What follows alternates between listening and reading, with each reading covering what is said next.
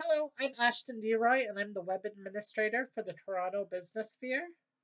Hi, I'm Diana, and I do sales, writing, and editing for Business Sphere. And today we're going to talk about some of the articles we published this January on the brand new blog. Yay, Yay! we're launching it finally. Woo! Woo! Uh, so the first article I wanted to talk about was our marketing article as it relates to competition.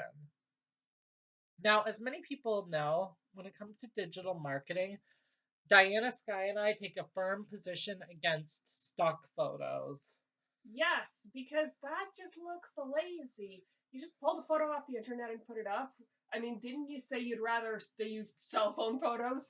Yeah, I'd rather see cell phone photos on a website than stock photos.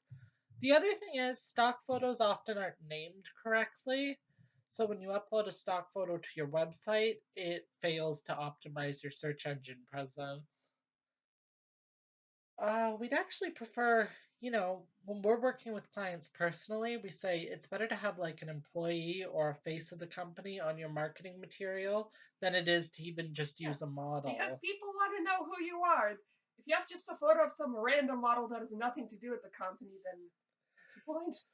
Yeah, it's like those really, really conservative companies who try showing they're diverse in their ads by using racial minorities on their ads. But we And it's know that and racial it's kind of like minorities don't have executive positions in your you're just company. thinking you're only using racial minorities, so you look like you're progressive. Yeah, you can see that with something like Coca Cola. We know about their overseas practices, but they like pimp out minorities like crazy in their ads saying, look, we're diverse. Look, we're diverse. Uh, in the case of Tegan Tuesday's campaign, they really nailed it correctly in having someone in their store that customers are going to meet on location do their ads rather than just text over a background or a stock photo. This is actually a personality involved with the organization. So that's what they're doing right. And if there's other auction house companies in the area and they're doing either stock photos or text over background ads, That's not going to get people interested.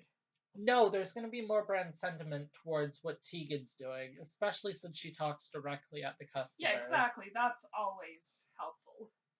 The other thing we posted about, which we'll transition to now, is the commuter problem. And Diana Sky is our commuter expert, so So, we'll switch to yeah. her. So, my article is basically about commuting in Toronto and how the TDC is a problem. I used to commute downtown for a few months, and oh my goodness, it takes such a long time. And the average commute time in Toronto is over an hour, so that is no surprise. Now, the TDC, well, one of their issues is that they keep having all these plans and debating them, like what to do about Scarborough, and now it's a one stop subway that's still going to cost billions of dollars. But their big problem is that they just don't do anything. They keep going back and forth, back and forth. Oh, we should do this. Should we do that? Nothing gets done in Canada's biggest city. And it's such a, you know, hassle just to get to where you want to go.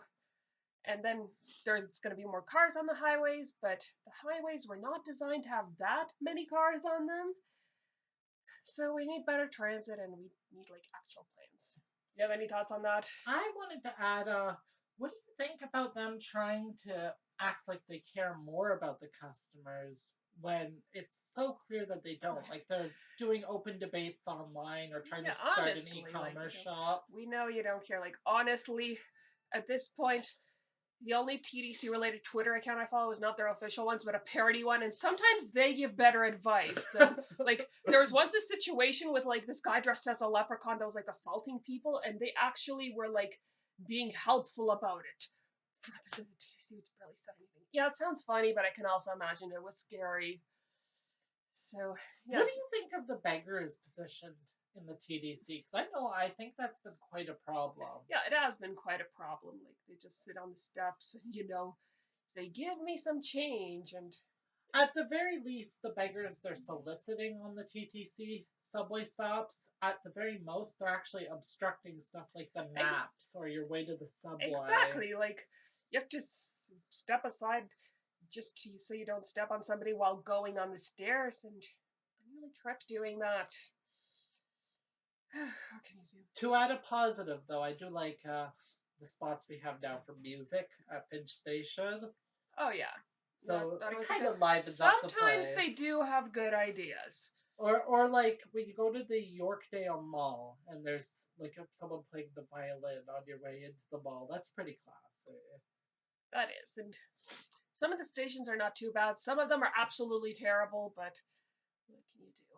Oh, I can't stand one of the line. I think it's one of the line two stations, Bloor Young. Oh my god, that is actually an interchange with line one. It is always crowded. Doesn't matter what time of the day you go there. One thing that I do like is that they revamped Union Station, so now they have side platforms, so it's less crowded. But unfortunately, a lot of the stations they're still a mess. Oh my god, Islington Station is also messy. That's the one you use to get to Mississauga Transit, and you have to walk around, and it's always slow. The last thing I wanted to mention, because I kind of thought this was interesting, you lose your bus pass with the TTC, and you've lost your authentication process for the bus.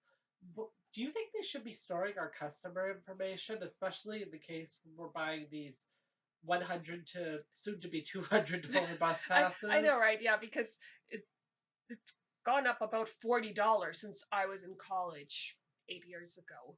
So And then you lose it and you can't even get on a bus. exactly, and then you have to go back to using your change, which some a lot of college students they're not doing the best financially, so that really doesn't help. No, it definitely doesn't. And yeah, I think if they stored some customer information, maybe trained their CSRs in depth with dealing with customer information, they could probably even charge bank accounts monthly for renewing Exactly. TTC bus passes Like rather than cluttering the station to process exactly. Like you have renewals. these long lineups to the Metro Pass machines. You have like once they were out of them at Scarborough Town Center, I had to go all the way to Kennedy just to get my damn Metro Pass. Like that is just yeah, they really need to improve their customer service because they pretend that they care, and then it turns out they're getting rid of 2,000 parking spaces. Like, Yeah. these people are all going to say, oh, I already have a car. Fuck it. I'll just drive if I can't park. Well, it's not just about modernizing their customer service, but modernizing their point of sale systems too. Oh, yes. Because, well, and transit is a huge part of Toronto for people who make under 100,000 a year. Of course.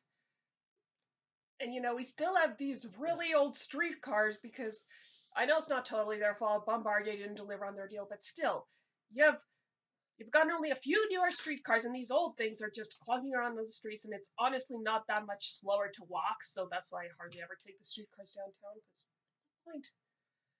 All right, and I'll take over the chair for our last discussion point Okay, here. here we go.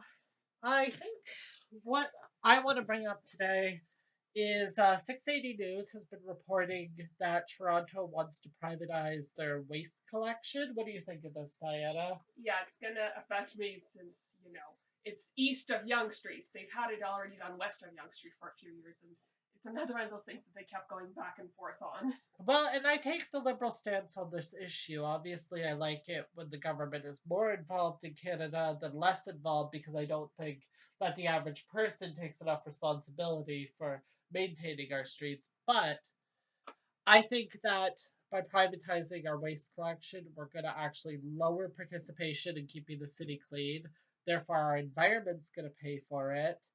And as a result, we could actually damage the reputation of Toronto, which could damage our tourist Of attractions. course, it's like a chain reaction.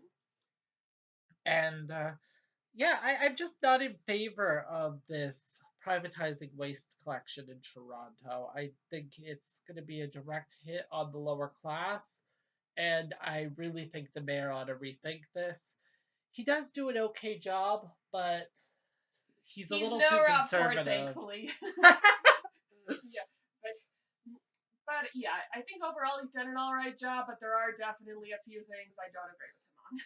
Well, he's a conservative guy, and That's true. He was leader of the Conservative Party in Ontario at one oh wow, I didn't know that about his point. background. Oh yeah, but unfortunately he lost badly because he had some plan to fund all faith-based schools, which I actually think, like, in theory, it's a good plan, but of course most people are not going to be in favor of it. So, that cost him the election, and then eventually he went back to hosting a radio station, and then he entered municipal politics. Well, we differ on this matter in politics and faith. Obviously, as an atheist, I feel that we No, need to my remove faith from government no, and education. yeah, yeah, I agree with that too. But I was just saying, if you're going to fund Catholic schools, then I can understand the logic behind funding all of them. The only party that wants to take away the funding from Catholic schools is the Green Party, and they have no chance. Well, and were they saying they were going to fund Hebrew schools as well in the case Yeah, of Jewish Toronto? schools, Islam schools. Are there Hindu schools? They probably wanted to fund those too. I'm sorry, we're obviously not experts on I every religion. well, I don't like segmenting education based on No, I religion. don't like it either. Like, honestly, Catholic schools and their abstinence only sex ed, that's an entirely different topic. But yeah, I'm definitely not in favor of it either. That being said, back to our waste issue. There's going to be a blog up on this later.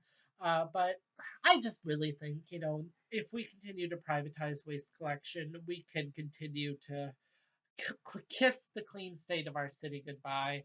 I mean, And we all remember the garbage strike of 2009, where people were stuffing garbage into the TDC waste containers, even though they tried to seal them off. And oh my goodness, the dump sites, they had one in a park that looked absolutely gross, like with garbage piled everywhere. yeah, so I just feel like anytime you do remove government involvement where it's needed, like in the case of waste collection or healthcare, I feel like 9 times out of 10, it's gonna bite the city in the tail end, and they ought to just stay involved in waste collection. Even I pressure my hometown to get involved with actually sweeping the streets of garbage, but they We just all run know a it here. volunteer program. We all know what your hometown's like. Yeah. Yeah, for those who don't know, I'm from Trenton, which has the military base. One of the military bases here in Ontario anyways. There's another in Kingston. So thank you for checking out the Business Sphere's first video today.